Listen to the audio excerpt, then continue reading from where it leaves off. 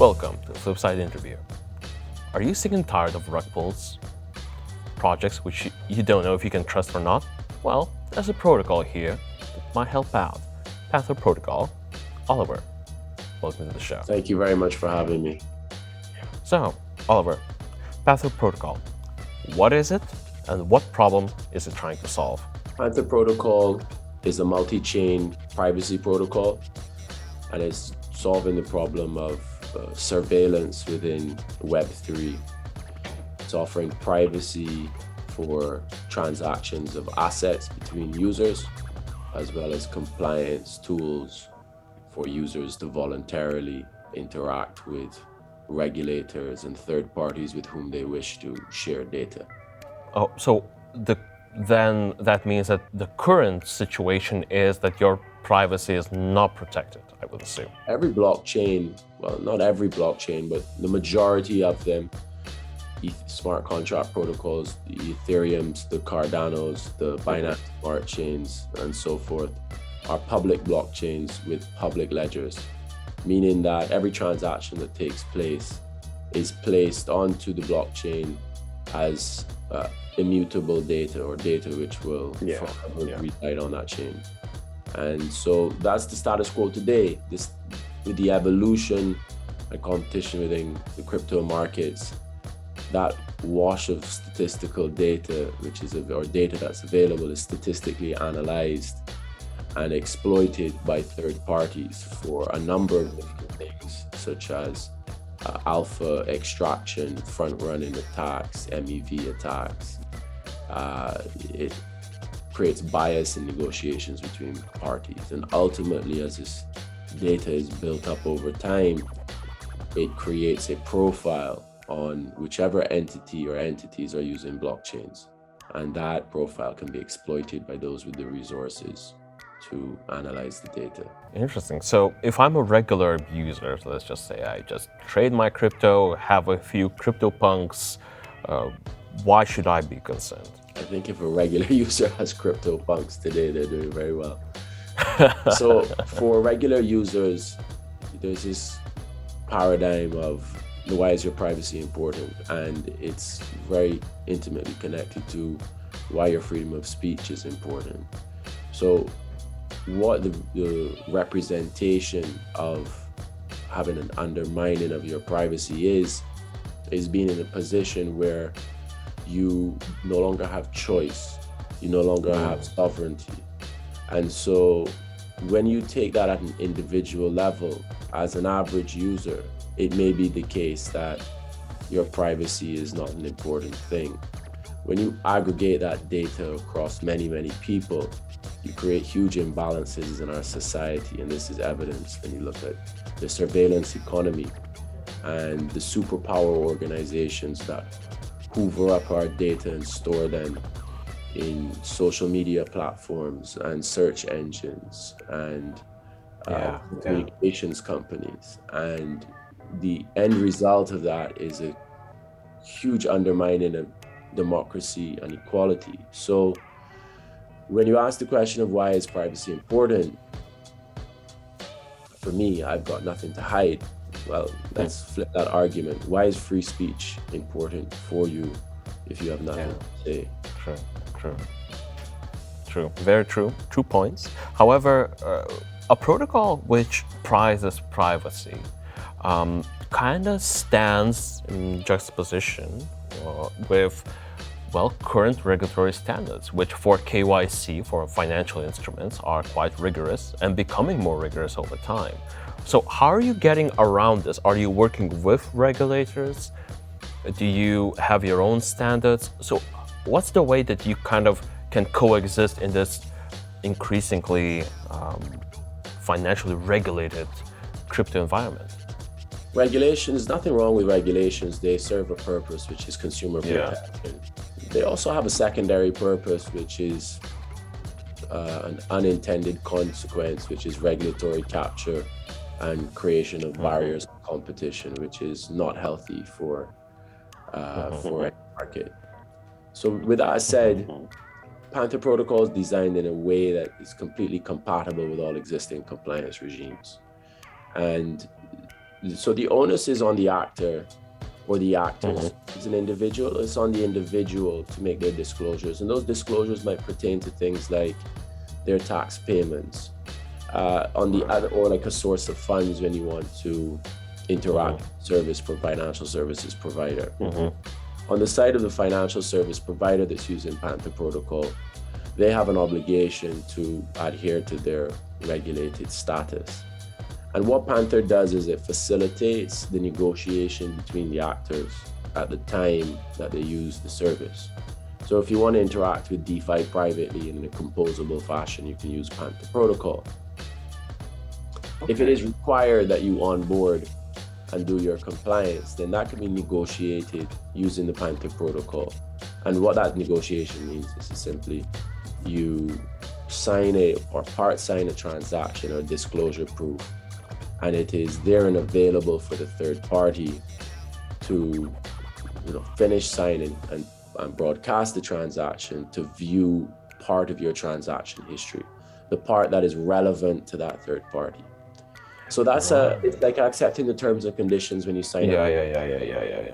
So Panther enables that negotiation to happen. Cool. So it's as if I were to go to a nice nightclub and the bouncer tells me, hey, show me your ID, but I don't want to, for example, show him when I was born, or I don't want to show him additional information. I only show him what he asks, what the regulator asks. And Panther Protocol would basically be the ability to show what is required, but not everything. Yeah, exactly. There are actually there are 3 tiers to how you can prove to this bouncer that you're able to enter the network. The way it is today is on blockchains is by the time you get to the bouncer, he already knows everything about you. He knows what you did last week, last year. Yeah. So, that's not the ideal outcome. Indeed. In a Panther universe, option number 1 is he says, show me your passport. I need to see all of the data. I want to check everything. Yeah. That's the status quo today in compliance disclosures. The second tier that Panther facilitates is, hold on, you don't need to see every page. What you need to know is that I'm over 18. Here's my date of birth. Right. And my ID is real. Okay, I can enter. And Panther takes it one step further with ZeroKnowledge Disclosures and says, actually, what if we can prove to the bouncer that I'm able to enter and that I check all of the checks without giving him any information? It's just a green tick box or a red box. And if you, and so that's what ZeroKnowledge Proofs allow. Be able to prove something about some data set and verify it without having to reveal the underlying information. How's that actually achieved? Could you it's a bit of a nerdy question, but could you unravel it for me and the viewers out there? So a ZeroKnowledge proof is a proof that a condition has been met, and it's done in a way that is pretty advanced cryptography, and quite frankly, it's not my forte. I'm a commercial co-founder, so let me disclaim myself. Okay. But there's an interesting analogy, which is one of a user. So you imagine there is a room with a door and a person behind it, and you want to know whether the person has the key to the room. And you don't want, and so you cannot see the person on the other side of the room, and you want to know whether or not they have a key.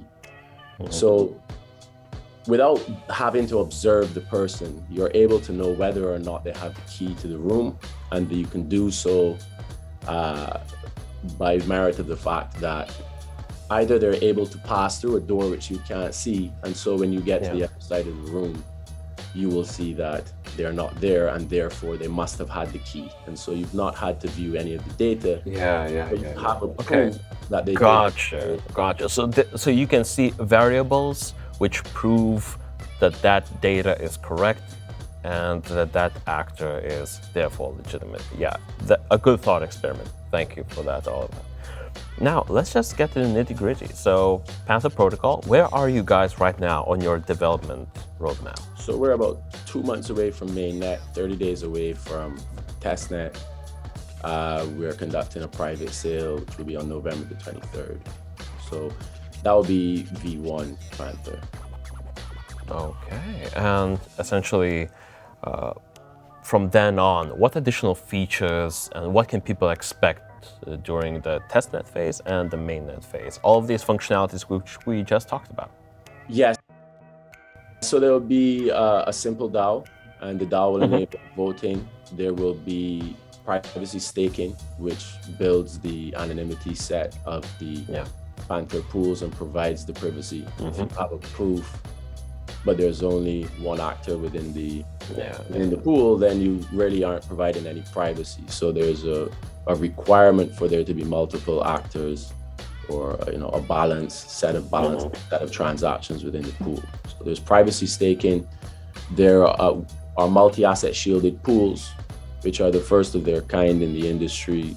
These pools actually innovate upon the concept of needing to have a separate pool for each asset type and enable you to have a heterogeneous pool of assets.